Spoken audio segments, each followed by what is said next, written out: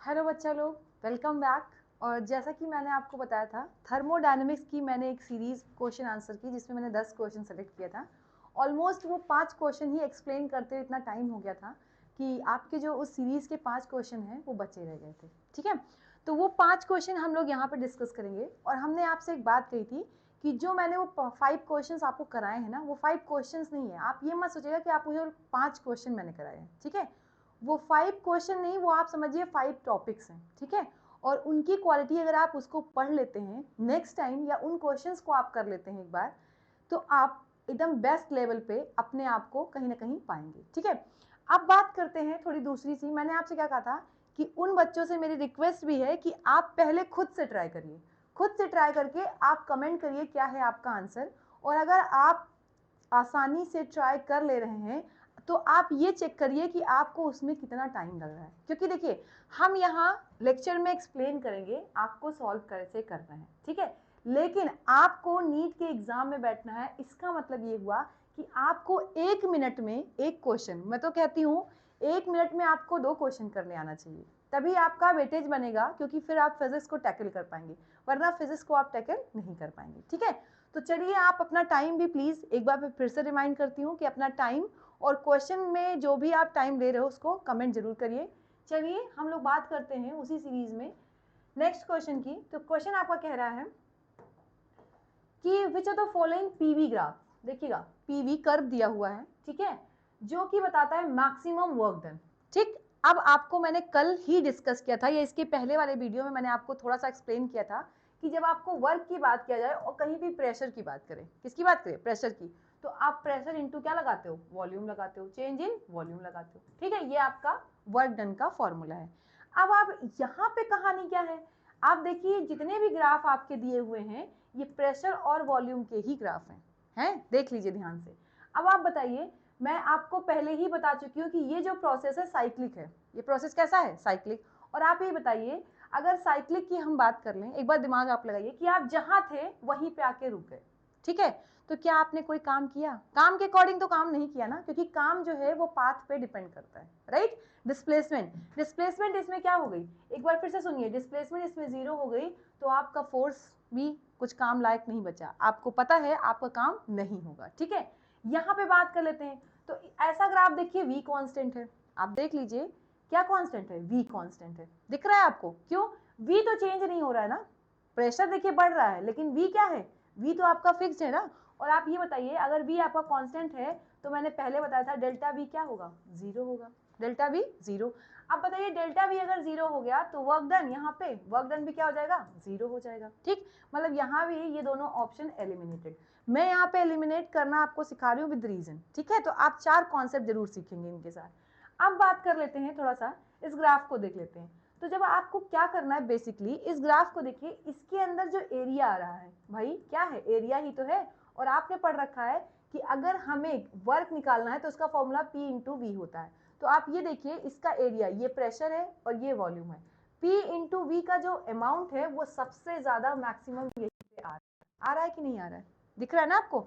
ये देखिए, इसमें भी कहीं ना कहीं है, लेकिन वॉल्यूम आपका छोटा है। देखिए वॉल्यूम आपका क्या है, वॉल्यूम कम है, आप देख लीजिए वॉल्यूम कैसा है, कम है कि नहीं है। तो आप बताइए, जब आप ध्यान से देखिए तो मैक्सिमम जो आपका प्रेशर और वॉल्यूम का जो फ्रैक्शन है, जो भी कंटेंट है वो आपका, वो ज्यादा कहाँ है आपका, कौन से ग्राफ में, सेकंड ग्राफ में। तो एक बार फिर से सुन लीजिए, ऐसे क्वेश्चन आपको देखना है तो आपको ये देखना है कितना ज्यादा उस ग्राफ के अंदर एरिया आ रहा है। तो यहाँ देखिए सबसे ज्यादा एरिया इसी ग्राफ में है, तो इसलिए मैक्सिमम वर्क डन भी कहाँ होगा, मैक्सिमम वर्क डन आपका कहाँ होगा, बी ऑप्शन, सेकेंड ऑप्शन। ठीक है, होप करती हूँ कि आपको ये चीजें क्लियर आउट होंगी। ठीक है, लेकिन देखिए एक चीज और, थर्मोडायनेमिक्स है ये, और आपको भी पता होना चाहिए कि आप किसी भी चीज को करने से पहले, किसी भी क्वेश्चन को करने से पहले आप उसके कॉन्सेप्ट पढ़िए। ठीक है, तो अगर आपके थर्मो के कॉन्सेप्ट प्रिपेयर हैं तभी आप इन क्वेश्चंस को क्या कर पाएंगे, टैकल कर पाएंगे। चलिए बात कर लेते हैं नेक्स्ट क्वेश्चन की। तो नेक्स्ट क्वेश्चन आपका जो है कह रहा है 1 mole of an ideal gas. अब देखिए मैं आपके लिए लिख रही हूँ, वरना ये 10 सेकंड का ही आंसर है। क्या लिया है इन्होंने, मोल दिया है 1 मोल। ठीक है, गैस कैसी है, आइडियल गैस, गैस कैसी है, आइडियल है। टेम्परेचर आपका क्या है, 300 केल्विन। ठीक है, अब क्या बोल रहा है, आइसोथर्मल। मैंने आपको बताया था आइसोथर्मल में एक खासियत और है कि आपका टेम्परेचर फिक्स हो जाएगा, टेम्परेचर क्या हो जाएगा, फिक्स हो जाएगा, यानी कि कांस्टेंट। क्या होगा, कांस्टेंट। टेम्परेचर क्या होगा आपका, कांस्टेंट। अब बताइए जब टेम्परेचर कांस्टेंट तो डेल्टा टी क्या हो जाएगा, जीरो हो जाएगा। होगा कि नहीं होगा भाई, चेंज इन टेम्परेचर क्या हो जाएगा, जीरो हो जाएगा। अब पूछा क्या है क्वेश्चन कि डेल्टा यू, तो मैं आपको पहले बता दूं, आप हमेशा ध्यान रखिए कि अगर आपका डेल्टा टी जीरो है तो यू भी आपका क्या होगा, डेल्टा यू भी क्या होगा, जीरो। भाई ये बताइए, मैं एक सिस्टम हूँ, ठीक है, मैं एक सिस्टम हूँ, मेरा टेम्परेचर अभी 10 डिग्री है और वो कॉन्स्टेंटली 10 डिग्री मेंटेन है, ठीक है। आप बताइए क्या मेरे अंदर कुछ इंटरनल एनर्जी में चेंज आ रहा है, नहीं आ रहा है। क्यों, मैंने आपको बताया था इंटरनल एनर्जी क्या होती है, जो मेरे अंदर स्टोर एनर्जी है, राइट, वो इंटरनल एनर्जी। तो उस जब टेम्परेचर ही नहीं बदल रहा है तो इंटरनल एनर्जी में भी चेंज नहीं आएगा। तो ध्यान रखिएगा, इसमें भी आपका जो डेल्टा यू होगा यानी इंटरनल एनर्जी होगी वो क्या होगी, जीरो होगी। कोई फॉर्मूला नहीं लगाना था, सिर्फ आपको परेशान करने के लिए इन्होंने ये क्वेश्चन दे रखा था। और ये आपका 2022 में या 24 में आया हुआ क्वेश्चन है। नेक्स्ट टाइम मैं आपको बता दूंगी, ईयर भी मेंशन कर दूंगी कि कौन सा क्वेश्चन किस ईयर में आया था, ठीक है। चलिए, तो आपका ऑप्शन आपको पता होना चाहिए ए ऑप्शन, क्या होगा, ए ऑप्शन, ठीक है। अगला क्वेश्चन क्या कह रहा है, which one among the following is the correct option for right relation between CP and CV। बेटा CP और CV का रिलेशन आपसे पूछा है। जब आप क्लास 11 में थे ना, तो आपका जब पेपर होता था ना क्लास 11 का, वो टेस्ट, पीरियोडिक टेस्ट, उसमें जब थर्मो आता था या हीट आता था, कभी भी ध्यान रखिए, तो सबसे पहले टीचर एक रिलेशन देता था, प्रूव करो CP minus CV is equal to R। Teacher सबसे पहले क्वेश्चन देता था आपको, कहता था 3 नंबर का ये क्वेश्चन है, आपको क्या प्रूव करना है, CP माइनस CV की जो वैल्यू है वो R के बराबर है। तो बस वही तो पूछा है, देखिए CP और CV का क्या पूछा है, इन्होंने रिलेशन ही पूछा है।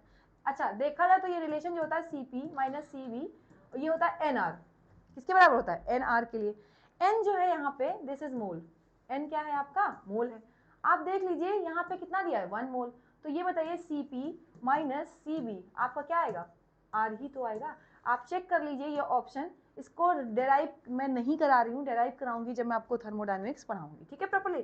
तो आप केवल ऑप्शन पे जाइए और ऑप्शन चेक करिए। आप चेक करिए आपका ऑप्शन नंबर बी, देख लीजिए CP minus CV is equal to R। अब थोड़ा सा एक चीज और सुन लीजिएगा, ये CP और CV है क्या, कुछ नहीं, आपको पता होना चाहिए CP क्या है, specific heat capacity, heat capacity at constant pressure. जब आपका प्रेशर कांस्टेंट हो, क्या हो, प्रेशर कांस्टेंट, ध्यान सुनिएगा, तो वो कहलाता है CP, ठीक है। और अगर CV की बात करें तो जब आपका वॉल्यूम कांस्टेंट है, उस समय जो हीट कैपेसिटी होती है वो क्या कहलाती है, क्या कहलाएगी आपकी, ध्यान से बताइए, आप फटाक से कमेंट करिए, इसको आप कमेंट करेंगे, आप फटाक से बताएंगे कि क्या ये कहलाता है, आप फटाक से कमेंट करिए, क्योंकि आपको इतनी चीजें तो आनी ही चाहिए, ठीक है। तो आपका ऑप्शन बी होगा। नेक्स्ट क्वेश्चन की अगर हम बात कर लें, the correct option for free expansion of an ideal gas. अब मैं आप पहले ही बता दूं, फ्री एक्सपेंशन कुछ चीज़ें मैंने डिस्कस कर रखा है, जो मैंने इसके पहले वीडियो आपको तक पहुंचाया था, उस वीडियो में मैंने डिस्कस कर रखा है कि कहीं पे लिखा है फ्री एक्सपेंशन या वैक्यूम, तो आपको तुरंत ध्यान देना है कि पी एक्सटर्नल क्या होगा, जीरो। अगर आपका प्रेशर जीरो हो गया बेटा, एक्सटर्नल प्रेशर क्या हो गया, जीरो हो गया, तो आपका वर्क डन का फॉर्मूला माइनस पी एक्सटर्नल और डेल्टा वी। अब बताइए यही जीरो हो गया तो जीरो इंटू डेल्टा वी, कुछ भी हो आंसर क्या होगा, जीरो, यानी वर्क डन क्या होगा, जीरो, वर्क डन क्या आ जाएगा, जीरो। अगला पूछा है ideal gas under adiabatic condition, ये भी एक बात हो चुकी है। तो एडियाबैटिक कंडीशन वो कंडीशन होती है जिस समय किसी भी सिस्टम में हीट सप्लाई क्या हो, जीरो हो, हीट सप्लाई क्या हो, जीरो हो, मतलब हीट चेंज नहीं हो रहा है, ना सिस्टम से हीट सराउंडिंग में जा रही है, ना सराउंडिंग से हीट सिस्टम में आ रही है। तो याद रखिएगा चेंज इन हीट, हम ये कह देते हैं, हम डेल्टा इसलिए लगाए हैं ताकि आप समझ जाइए चेंज इन हीट, यानी हीट भी चेंज जीरो होगा। अब मुझे एक बात बताइए, अगर ऐसी कंडीशन है तो आपको बताना है डेल्टा यू क्या होगा, आप फटाक से बताइएगा डेल्टा यू क्या होगा। वैसे आप कमेंट करिए पहले, हो सकता है यही आपका आंसर हो, नहीं आ रहा है तो एक बार आप प्लीज कमेंट करिएगा कि हमें नहीं आ रहा है, हम आपको जरूर क्लियर आउट करेंगे। तो चलिए ऑप्शन देख लेते हैं, आप देखिए ध्यान से, पहला डी ऑप्शन पे चले जाइए डायरेक्ट, देख लीजिए क्यू आपका क्या है, जीरो, मैंने पहले ही बताया। अब डेल्टा क्यू मैंने लिखा है, क्यू वही बात है, सिंबल्स पे नहीं, बात वही, चेंज इन हीट कंटेंट, तो क्यू भी आपका जीरो हो गया, ठीक है, और वर्क डन भी आपका जीरो हो गया, राइट। अब तीसरी बात डेल्टा यू से पता करनी थी, तो देखिए हम एक बार यहाँ, क्योंकि क्वेश्चन में है तो डिराइव करा दे रही हूँ मैं। देखिए डेल्टा यू आपका क्या होता है, क्या कहते हैं, देखिए डेल्टा यू आपका क्या होता था, क्यू प्लस डब्ल्यू। आप ये बताइए क्यू भी जीरो है, डब्ल्यू भी जीरो है, ठीक, तो डेल्टा यू भी क्या होगा, जीरो। मैंने आपसे कहा था ना कमेंट करने को, तो डेल्टा यू भी यहाँ क्या आ गया, जीरो। अब ये बताइए फिर वही सेम कहानी, अगर डेल्टा यू जीरो हो गया तो टेम्परेचर क्या हो जाएगा, सिस्टम का टेम्परेचर कांस्टेंट हो जाएगा। क्या होगा, टेम्परेचर कांस्टेंट, और अगर टेम्परेचर कांस्टेंट तो डेल्टा टी क्या होगा, जीरो। और ऐसा प्रोसेस कौन सा होता है, आइसोथर्मल। कैसा होता है, आइसोथर्मल। मैं तो चाह रही थी कि आप लोग फटाक से इस बात को कमेंट करिए कि क्या मैं सही हूँ या गलत है। आप लिख के भेजिए यस और नो, क्या ये आइसोथर्मल है या नहीं है, आप बताइएगा। ये आपके लिए क्वेश्चन है, आप फटाक से इसको क्या करिए, कमेंट करिए, ठीक है। चलिए तो आपका डी ऑप्शन, ठीक है। नेक्स्ट बात कर लेते हैं हम लोग, आई थिंक ये लास्ट क्वेश्चन है। देखिए आप केवल थर्मोडायनेमिक्स में आप केवल टर्म से डील कर सकते हैं, नीट हो, 11th हो, 12th हो, जेई हो, केवल टर्म से ही थर्मोडायनेमिक्स है, ठीक है। टर्म्स आपको क्लियर हैं तो आप आसानी से थर्मोडायनेमिक्स सॉल्व आउट कर सकते हैं। बोला है इन्होंने आइसोथर्मल कंडीशन, फिर वही सेम चीज, आइसोथर्मल के लिए मैंने फिर लिख दिया डेल्टा टी क्या हो गया, जीरो हो गया, ठीक। लेकिन इन्होंने टेम्परेचर दे रखा है दैट इज 300, चलो ले लेते हैं 300 केल्विन। एक्सपैंड फ्रॉम इतना टू इतना, मतलब कि एक्सपेंशन हो रहा है। तो देखिए एक्सपेंशन का मतलब है कि आपका जो गैस का जो वॉल्यूम है वो बढ़ेगा, ठीक है। तो यहाँ पे आप ऐसे केस में एक क्वेश्चन वो बनाया करिए, एक बीकर मान लीजिए, ठीक है। और क्या है, अभी मार्क कर लीजिए ये गैस है 0.1 लीटर, ठीक, इसके अंदर एक गैस भरी हुई है। अब इसको एक्सपैंड कर दिया तो ये गैस पहुंच गई 0.25 लीटर पे। कितना पहुंच गई, 0.25 लीटर पे।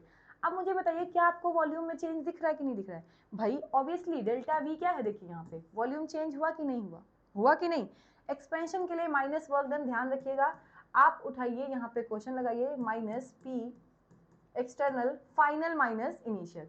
फाइनल कितना है आपका 0.25, माइनस इनिशियल कितना था 0.1, ये वॉल्यूम है, ठीक है। यहाँ मैं फॉर्मूला लिख दे रही हूँ, work done minus P external V2 minus V1, ठीक है। तो देखिए V2 आपका क्या एक्सपेंशन और V1, ठीक। अब प्रेशर देखिए, कुछ प्रेशर भी दिया है, कांस्टेंट एक्सटर्नल प्रेशर कितना दिया है, 2 बार, ठीक है।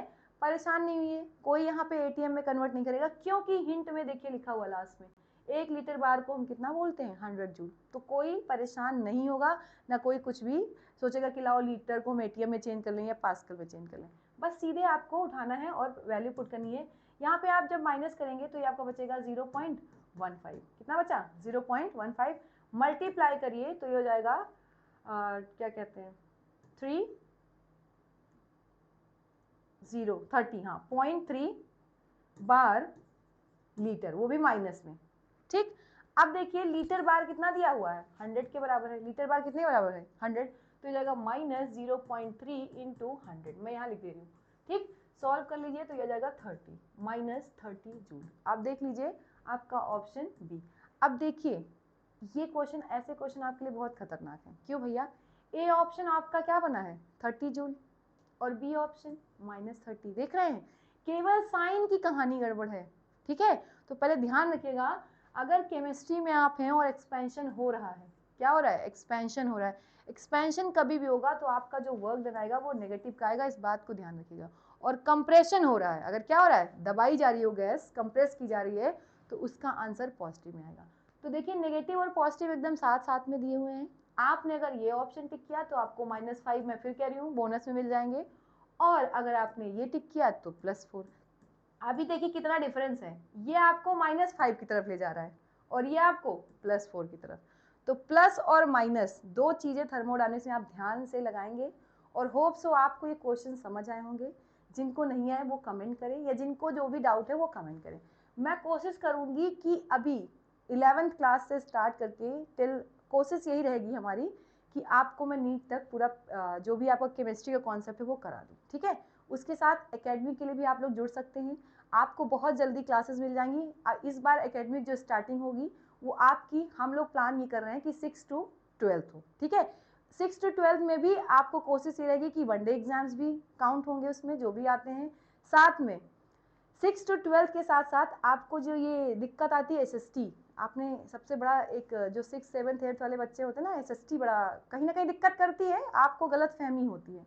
आपको गलतफहमी होती है कि आपको SST आती है, क्योंकि आपके नंबर आ जाते हैं, आप कुछ भी उल्टी सीधी कहानी लिखाते हैं, आपको नंबर मिल जाता है SST में। साइंस में नहीं मिलता, मैथ में नहीं मिलता। तो आप ध्यान सुनिएगा, इस बार SST भी हम कोशिश करेंगे।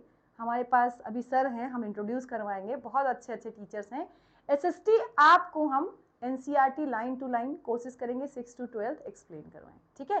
तो होप सो आपको ये वीडियो अच्छी लगी होगी। केमिस्ट्री के लिए आप लोग मुझे जानते ही हैं, पसंद भी कर रहे थे, बस कुछ कारण ऐसा था जिसकी वजह से मैं काम नहीं कर पाई, तो उसके लिए सॉरी, बट स्टिल मैं बैक हो गई हूँ। और जो बच्चे पढ़ रहे थे, जैसे भी पढ़ रहे थे, वो ज्वाइन हूँ। चलिए bye bye, all the best, take care and enjoy the life.